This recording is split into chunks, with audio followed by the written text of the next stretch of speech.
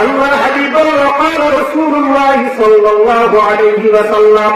من يضمن لما بين لحييه وما بين رجليه أدخله الله الجنة আল্লাহর হাবিব ও আমার উম্মত ও আমার উম্মতের দল শোনো দুইটা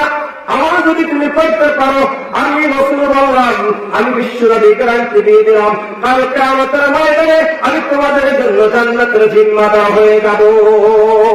সুবহানাল্লাহ বলবো আমার যদি আল্লাহর হাবিবের এক নম্বর আমল হলো তোমার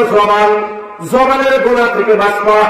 কারণ জবান দিয়ে মানুষ মিথ্যা কথা বলে, জবান দিয়ে মানুষ মিথ্যা কথা বলে, জবান দিয়ে মানুষ কি করে বিবাদ শেখায়ত করে, জবান দিয়ে মানুষ মানুষের পিছনে পরনিন্দা করে, কথা বিজ্ঞানে দিক আল্লাহর হাবিব বলেন এই জবানের সাথে সংশ্লিষ্ট যে অন্যায়গুলি অপরাধগুলি আছে ও আমার উম্মত উম্মতের গান শুনে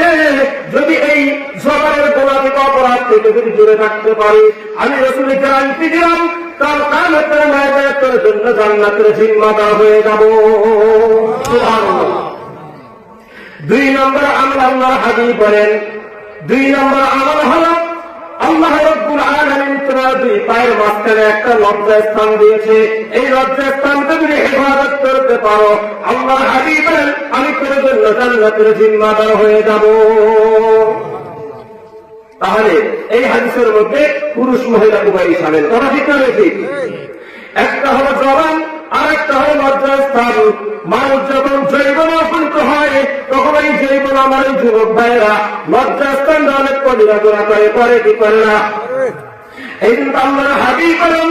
কাল কিয়ামতের ময়দানে আল্লাহ পাকের আরশের নিচে 7 শ্রেণীর মানুষ ছায়া পাবে, তার মধ্যে একজন আছে ওই যুবক তার জৈবন কালকে হেফাজত করেছে, তার জৈবন কালকে সমস্ত গুনাহ থেকে হেফাজত করেছে, জিনা থেকে হেফাজত করেছে। আল্লাহর হাবিব বলেন ওই যুবকটা কাল কিয়ামতের ময়দানে আল্লাহ পাকের আরশের নিচে স্থান পেয়ে যাবে।